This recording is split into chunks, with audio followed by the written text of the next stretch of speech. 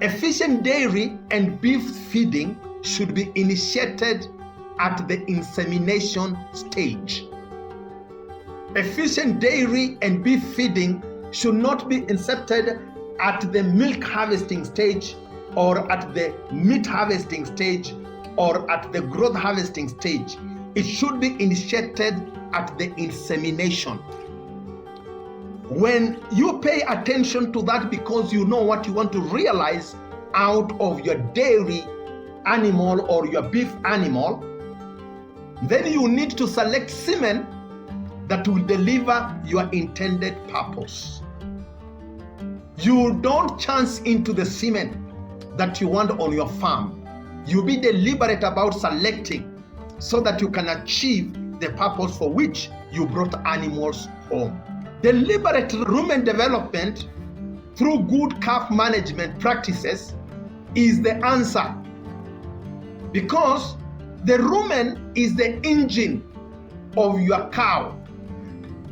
You need to fine-tune that engine so that when the time for production of milk arrives, the engine will have been fine-tuned for milk production. The engine will have been fine-tuned for growth. The engine will have been fine-tuned for meat production. The engine will have been fine-tuned for health. The engine will have been fine-tuned for reduced cow dung production. Because while you want to optimize milk production, you want to optimize growth, you want to optimize fertility, but we minimize the output of cow dung to be able to achieve good business out of our venture of creating wealth through livestock farming. When selecting semen for milk production, and the same for meat production, farmers should always be alive to the fact that to unlock the potential wrapped up in the semen, they must match it with good calf management. If you don't match it with good calf management, the genetics that you bring on your farm will collapse upon being delivered, and they can never be realized. Because without proper calf management, genetics selected amount to nothing much. Yes, you will try.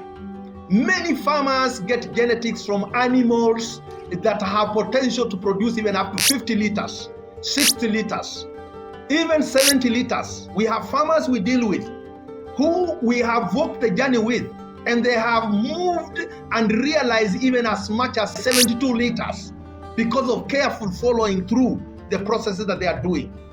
But there is a journey, and it's something that you must pay. Without proper calf management, the genetics that you bring, despite the fact that they would have delivered 50, the maximum they would do is between 20 and maybe 30, 35.